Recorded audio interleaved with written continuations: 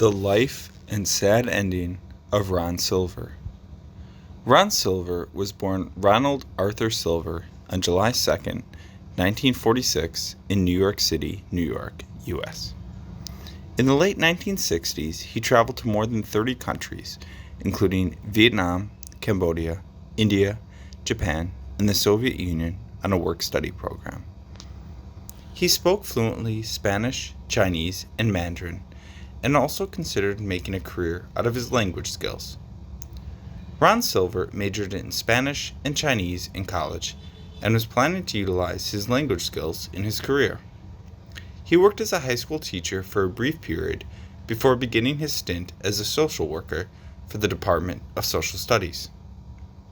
He initially studied acting at the Herbert Berhoft Studio and then attended the Actors Studio. In 1971, Ron made his New York stage debut in the play Caspar, before being seen in Public Insult. His acting in the 1974 production of the El Grande de Coca-Cola was highly appreciated.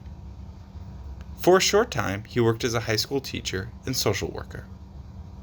Ron Silver married Lynn Miller on December 24, 1975. They had 2 children, Adam Silver, born 1979, and Alexander Silver, born in 1983. The couple divorced in 1997, after staying together for over 2 decades.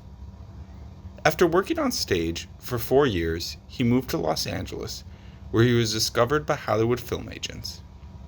He made his film debut in the 1976 movie Tunnel Vision, and in the same year, he was roped in as a series regular on the American sitcom Rhonda. Some of his initial films were The Entity, Garbo Talks, and Eat and Run. He also remained active in the 1980s, winning the Tony Award for Best Actor for his Broadway performance in David Mamet's 1988 play, Speed the Plow. In 1989, Ron played the lead role in the Oscar-nominated film Enemies, a Love Story. A year later, he received acclaim for his role as a defense attorney in the drama movie Reversal of Fortune. He then played the role of a villain in the science fiction action movie Time Cop, before again being seen as a defense attorney in the 2000 film American Tragedy, which was based on O.J. Simpson's public trial. It was not the only movie in which he portrayed a real-life character, as he had done several times for films based on true stories throughout his career. He portrayed former U.S. Secretary of State Henry A. Kissinger in the 1995 TV movie Kissinger and Nixon, tennis player Bobby Riggs in When Billy Beat Bobby, and Muhammad Ali's boxing trainer in Ali. He did the recurring role of a presidential campaign advisor, Bruno Giuliani, on the political drama series The West Wing from 2001 to 2002, and again from 2005 to 2006.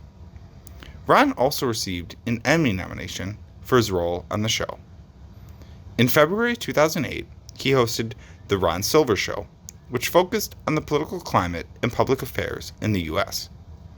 His last role was as Sam Dunbar in A Secret Promise. Throughout his life, Ron remained actively involved in politics, international affairs, and social causes. He was also an activist for causes such as environmental conservation and artistic freedom.